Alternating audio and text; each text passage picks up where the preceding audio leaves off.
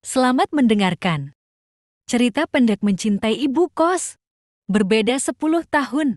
Karya oleh penulisnya sendiri. Fajar, seorang mahasiswa baru saja tiba di kota untuk melanjutkan kuliah. Sejak pertama kali menjejakkan kaki di kota besar ini, ia sudah tahu bahwa hidup sebagai mahasiswa akan penuh tantangan. Salah satunya adalah mencari tempat tinggal yang terjangkau. Dengan dompet yang terbatas dan semangat yang membara, ia berkeliling mencari kos-kosan yang sesuai dengan anggaran. Pagi itu, Fajar melangkah dengan langkah penuh harapan, berjalan menyusuri jalanan yang ramai dengan lalu lalang orang. Di sana-sini, papan nama kos-kosan terpampang jelas, namun kebanyakan harga yang tertera membuatnya terbelalak. Semua kos yang ia temui terlampau mahal untuk anggarannya. Beberapa di antaranya terlalu mewah untuk ukuran mahasiswa sepertinya. Sementara yang lainnya tampak sangat kecil dan kumuh. Fajar mulai merasa cemas. Apakah ia akan menemukan tempat yang pas? Setelah berkeliling beberapa jam, ia hampir putus asa. Namun, tiba-tiba sebuah papan nama kecil di sudut jalan menarik perhatiannya. Kos Desi, harga terjangkau.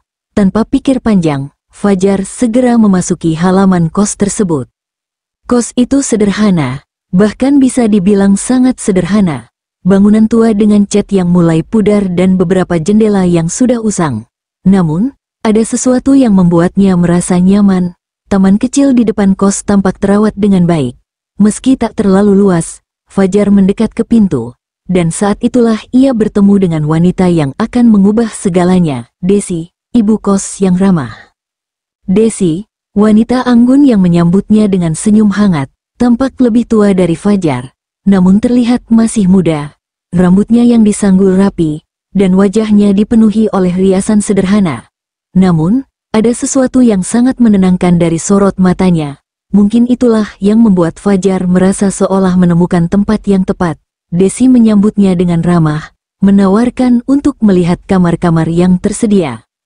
Kamar yang saya tawarkan cukup sederhana, Mas, kata Desi sambil mempersilakan Fajar masuk. Namun, suasananya tenang dan nyaman. Harga juga terjangkau untuk mahasiswa seperti kamu. Fajar mengangguk, meskipun ia tidak bisa menutupi kekecewaannya dengan keadaan kos yang tampak begitu sederhana. Namun, ia tahu, tidak ada banyak pilihan lain. Mereka berjalan menuju salah satu kamar. Kamar tersebut cukup kecil, dengan satu tempat tidur, meja belajar, dan lemari pakaian. Dindingnya dicat dengan warna putih kusam, dan ada sedikit bau apek yang tidak bisa disembunyikan. Namun, Fajar merasa ada kenyamanan yang tidak bisa ia jelaskan. Mungkin itu karena sikap Desi yang begitu hangat dan penuh perhatian. Boleh saya tinggal di sini? Tanya Fajar setelah beberapa saat terdiam. Desi tersenyum, tentu saja, Mas, kamar ini masih kosong. Hanya tinggal kamu yang akan mengisinya.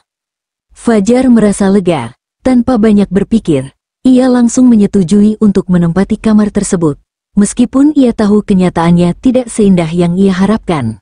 Namun, biaya kos yang murah dan kenyamanan yang diberikan Desi membuatnya tidak merasa keberatan. Disinilah Fajar memulai petualangannya sebagai mahasiswa. Dan juga di sini ia bertemu dengan Desi, wanita yang akan mengubah hidupnya. Pada hari pertama tinggal di kos, Fajar merasa aneh. Kehidupan mahasiswa di kos dengan ibu kos yang berbeda 10 tahun lebih tua darinya membuatnya merasa sedikit canggung. Namun, Desi tidak pernah membuatnya merasa jauh atau tidak nyaman. Setiap pagi, ia akan memberikan sapaan hangat saat Fajar sedang sarapan, dan di malam hari, mereka sering berbincang tentang berbagai hal, tentang kuliah, hidup, dan berbagai pengalaman yang telah Desi jalani. Meskipun ada jarak usia yang cukup jauh antara mereka, Fajar merasa bahwa Desi adalah sosok yang bisa dia percayai. Bahkan lebih dari itu, dia merasa nyaman dan terlindungi di bawah perhatian Desi. Semakin lama tinggal di kos itu, perasaan Fajar terhadap Desi mulai berkembang. Ia mulai merasakan sesuatu yang lebih dari sekadar rasa hormat atau terima kasih. Ada perasaan lain yang mulai tumbuh dalam hatinya. Perasaan yang tidak bisa ia ungkapkan dengan kata-kata. Pada suatu malam, setelah seminggu tinggal di sana, Fajar sedang duduk di beranda kos, menghadap taman kecil yang sepi. Desi mendekat dan duduk di sampingnya. Mereka berbincang seperti biasa, tetapi kali ini suasana terasa sedikit berbeda. Fajar merasa canggung, tetapi juga ingin mengungkapkan sesuatu yang sudah lama ia simpan dalam hati. "Mbak," kata Fajar dengan suara pelan, "terima kasih sudah menerima saya di sini. Saya merasa nyaman sekali. Meskipun kos ini sederhana, rasanya seperti rumah." Desi tersenyum dan menepuk bahu Fajar. "Kamu selalu bisa merasa seperti di rumah di sini, Mas. Kos ini bukan hanya tempat tinggal, tetapi juga tempat untuk saling mendukung." Fajar mengangguk, tetapi pikirannya terus berputar. Desi adalah sosok yang penuh kasih dan perhatian. Tetapi apakah perasaan yang mulai tumbuh dalam dirinya hanya sekadar rasa terima kasih? Ataukah ada sesuatu yang lebih? Ia tidak tahu. Tetapi satu hal yang pasti, kehidupan kos ini akan mengubah segala pandangannya tentang cinta dan hubungan antar manusia. Begitu banyak yang harus Fajar pelajari di kota ini, tentang dirinya sendiri, tentang bagaimana dunia bekerja, dan tentang perasaan yang tumbuh di luar kehendaknya. Namun, satu hal yang ia yakini, Desi bukanlah sosok yang akan mudah ia lupakan.